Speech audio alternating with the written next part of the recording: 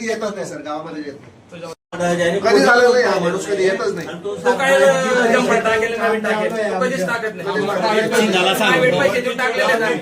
Private पैसे देऊन टाकतो तो काय सांगेल. पादळदे येथील शेतकरी आक्रमक, महावितरणच्या शॉकमुळे पिके करपली, तीव्र आंदोलनाचा इशारा.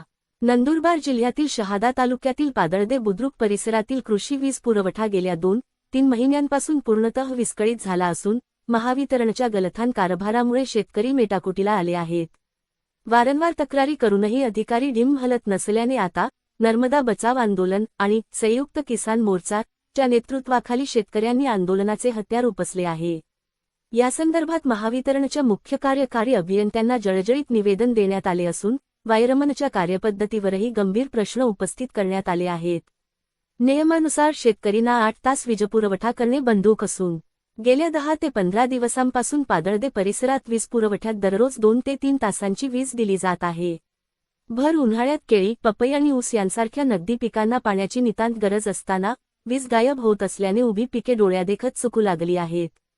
शेतकऱ्यांनी निवेदनात खळबळजनक आरोप केला आहे की या भागातील नियुक्त वायरमन कधीही कर्तव्यावर दिसत नाही. आमचा वायरमन कोण आहे हेच आम्हाला माहीत नाही, अशी संतप्त भावना शेतकऱ्यांनी व्यक्त केली आहे. डीपीवरील रिओ किंवा फ्यूज टाकण्यासारख्या कामासाठीही शेतकऱ्यांना पदरचे पैसे खर्च करून खाजगी व्यक्तींकडून काम करून घ्यावे लागत आहे. स्थानिक कनिष्ठ अभियंत्यांकडे दाद मागितली असता त्यांच्याकडून केवळ उडवाउडवीची उत्तरे मिळत असल्याने प्रशासनाबद्दल तीव्र संताप व्यक्त होत आहे. पादळदे बुद्रुक परिसराचा वीज पुरवठा त्वरित सुरळीत करावा. कर्तव्यात कसूर करणाऱ्या संबंधित वायरमनची तातडीने बदली करावी. अघोषित वीज कपात थांबवून पिकांचे होणारे नुकसान टाळावे.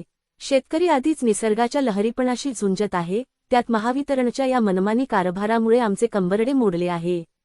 जर वीज पुरवठा सुधारला नाही आणि संबंधित वायरमनवर कारवाई झाली नाही तर महावितरणच्या कार्यालयावर तीव्र धाक मोर्चा काढला जाईल. होणाऱ्या सर्व नुकसानीला प्रशासनच जबाबदार असेल, अशी मागणी निवेदनाद्वारे करण्यात आली आहे. यावेळी गावातील हजारो शेतकरी उपस्थित होते.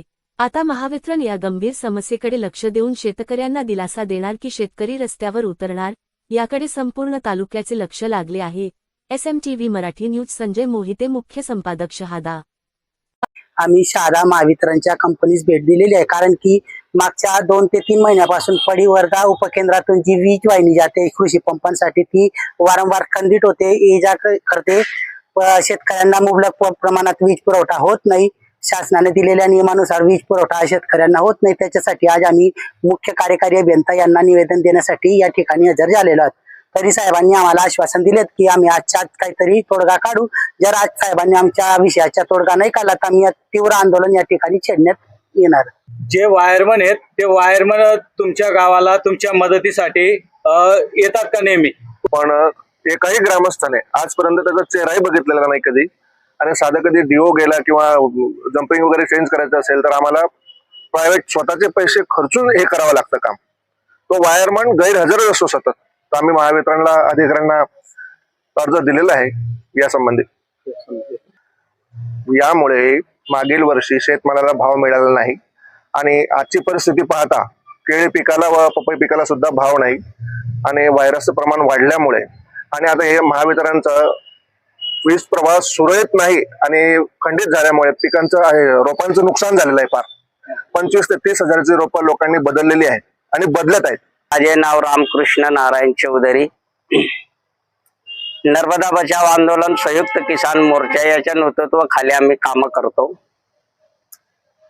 विषय आजच्या दिनांक 5/5/2026 रोजी आम्ही शहादा येथे महावितरण सहाय्यक अभियंता साहेब यांना आम्ही निवेदन दिलेलं आहे का जवळजवळ 4 महिन्यापासून शेतकऱ्यांची हालत ही खूप बिकट झालेली. विषय असा आहे की आज रोजी आमची केळी आणि पपई जास्त प्रमाणात लागवड चालू आहे. त्या वीज खंडितमुळे शेतकऱ्यांनी लावलेला जो खर्च आहे, लाखाच्या जर बियाणं लावलं असेल तर आज रोजी त्याला 60-70 हजार रुपयाचे परत साधणीसाठी नवीन रोप आणावं लागत आहे आणि ते रोप सुद्धा मिळत नाही. विषय राहिला दुसरा का परिवर्धा आणि पाडळदा फिटर जे यांनी जॉईन केलेलं आहे का शेतकऱ्यांसाठी खूप शरमजनक गोष्ट येते का कोणताही साहेब आमच्याकडे शेतकऱ्यांकडे लक्ष द्यायला तयार नाही. म्हणून आज रोजी आम्ही शहादा येथे निवेदन सादर केलेलं आहे. निवेदनात आम्ही म्हटलेलं आहे का 2 दिवसाच्या आत जर कधी आम्हाला लाईट आमची सुरळीत झाली नाही तर आम्ही तीव्र आंदोलन इथे छेडणार आहेत. आणि त्या आंदोलनाच्या माघारी जर कधी काही नुकसान भरपाई इथे झाली त्याची जिम्मेदार हे वितरण राहील, महाराष्ट्र शासन राहील. याची जिम्मेदारी त्यांच्यावर आम्ही सोडतोय. आम्ही महावितरण कंपनी शहाद्यात आलो. आम्ही शेतकरी सगळे महावितरण कंपनीमध्ये एकही साहेब नव्हते. मग फोन केला, त्यानंतर ते 1-1.5 तासात आले. नंतर आता चर्चा झाली त्यांच्याजवळ. तुम्ही एक कुठला अर्ज दिलेला आहे? ते एक वायरमन बदलण्यासाठी एक निवेदन दिलेलं आहे. वायरमन येत नाही तिथं कोणीच नाही म्हणून ते एक निवेदन दिलेलं आहे. तर तुमच्या सत्य आहे नाही, आम्ही नाही वायरमन आलं तर खाजगीकडूनच पैसे देऊन काम करावं लागतं आम्हाला. तुम्ही संपर्क करत नाही का वायरमनाला? संपर्क वायरमन येत नाही तर काय संपर्क, फोन उचलत नाही ते. वायरमन तिथे गावाचे आहे खाजगी, त्यांना घेऊन जातो, मग त्यांच्याकडे पैसे देऊन काम करतो आम्ही.